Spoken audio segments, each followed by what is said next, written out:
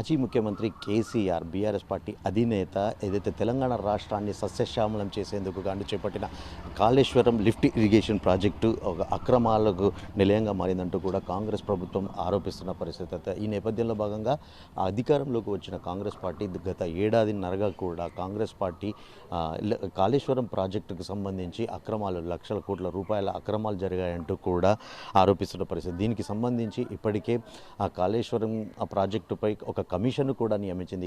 Commission కూడా విచారణ చేపట్టిన తరుణంలో ఇప్పుడు తాజాగా ఏదైతే ఆ ప్రాజెక్టుకు సంబంధించిన అధికారులు ఇంజనీర్ల ఇళ్లపై కూడా సోదాలు కొనసాగుతున్నాయి. ఏకకాలంలో ఈరోజు మెరుపుదాడులు దాదాపుగా 12 చోట్ల కూడా ఏకకాలంలో ఉదయం తెల్లవారుజాము నుంచి కూడా ఈ ఏసీబీ రైడ్స్ అయితే కొనసాగుతున్నాయి. కరీంనగర్లోని ఆర్టీసీ వర్క్షాప్ వద్ద ఉన్న ఏదైతే నూనె శ్రీధర్ రావు అంటే గతంలో ఈయన ఏదైతే చొప్పదండికి సంబంధించిన అంటే కాళేశ్వరం లిఫ్ట్ ఇరిగేషన్ ప్రాజెక్టులో భాగంగా కూడా 5-6 ప్యాకేజు కీలక ఇంజనీర్గా కూడా ఆయన పనిచేస్తున్నారు. అయితే దీనికి సంబంధించి ఆయన ఇంటిపై ఈరోజు ఉదయం తెల్లవారుజామునే కూడా ఏదైతే ఏసీబీ అధికారులు దాడులు నిర్వహించి శ్రీధర్ను అదుపులోకి తీసుకుని హైదరాబాద్ కూడా తరలించినట్టుగా కూడా తెలుస్తుంది. దీనికి సంబంధించి వాళ్ళ బంధువుల ఇళ్లపై కూడా ఏకకాలంలో 12 చోట్ల ఇటు హైదరాబాద్తో పాటు బెంగళూరులో కూడా ఈ సోదాలు కొనసాగుతున్నట్టుగా కూడా తెలుస్తుంది. అంటే ఇప్పటికే కరీంనగర్లో ప్రస్తుతం మనం విజువల్స్ చూడవచ్చు. దీనికి సంబంధించి అధికారులు కొన్ని డాక్యుమెంట్లను పరిశీలిస్తున్నారు.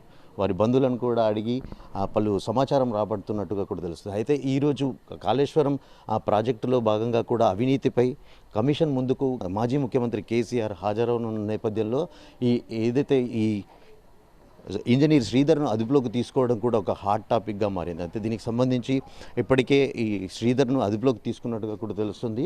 మొత్తంగా 14 చోట్ల కూడా ఈ దాడులు కొనసాగుతున్నట్టుగా కూడా తెలుస్తుంది. ఉదయం 6 గంటల నుంచి కూడా ఈ దాడులు కొనసాగుతున్నాయి. కరీంనగర్తో పాటు సిద్దిపేట, హైదరాబాద్, బెంగళూరులో కూడా ఈ దాడులు కొనసాగుతున్నాయి. ఇప్పటికే అంటే ఆ అధికారులు పూర్తి స్థాయిలో అంటే దీనికి సంబంధించి కాళేశ్వరం ప్రాజెక్టులో ఒక మహాద్భుతంగా కూడా సుప్రీంకోర్టు కూడా వర్ణించిన నేపథ్యంలో అంటే దీనికి సంబంధించి సుప్రీంకోర్టు కూడా ఒక కాళేశ్వరం ప్రాజెక్టు ఒక అద్భుతం అని చెప్పి కూడా దానికి సంబంధించి ఒక ప్రకటన అయితే చేసింది. అయితే దీనికి సంబంధించి ఆ ప్రాజెక్టులో అంటే మేడిగడ్డ అన్నారం బ్యారేజ్ వద్ద కొంత కుంగుబాటు జరిగిన నేపథ్యంలో కూడా దీనికి సంబంధించి ఒక కమిషన్ను నియమించారు. అంటే దీనిపై ఏదైతే మొన్న హరీష్ రావు మాజీ మంత్రి హరీష్ రావుతో పాటు అప్పుడు ఆర్థిక శాఖ మంత్రిగా ఉన్న ఈటెల రాజేందర్ను కూడా కమిషన్ ప్రశ్నించిన విషయం తెలిసింది. అయితే దాదాపు గంటకు పైగా కూడా మాజీ మంత్రి హరీష్ రావును ఈ విషయంలో అంటే కాళేశ్వరం ప్రాజెక్టుపై కూడా ప్రశ్నించిన సంగతి తెలిసింది. అయితే దీనికి ఈరోజు మాజీ ముఖ్యమంత్రి కేసీఆర్ను కూడా కమిషన్ ముందు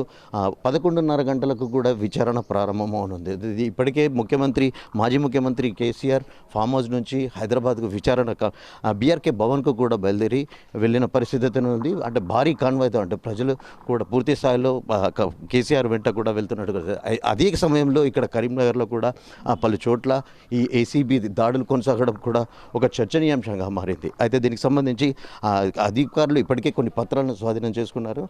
వాళ్ళ కుటుంబ సభ్యులను కూడా ఆరా తీస్తున్న పరిస్థితి నెలకొంది. అసలు ఎలాంటి అవినీతి జరిగింది, ఏం జరిగింది అంటూ కూడా వాళ్ళు తెలుసుకునే ప్రయత్నం అయితే చేస్తున్నారు. కెమెరా పర్సన్ శ్రవంత్, శ్రీకాంత్, శ్వేత టీవీ, కరీంనగర్.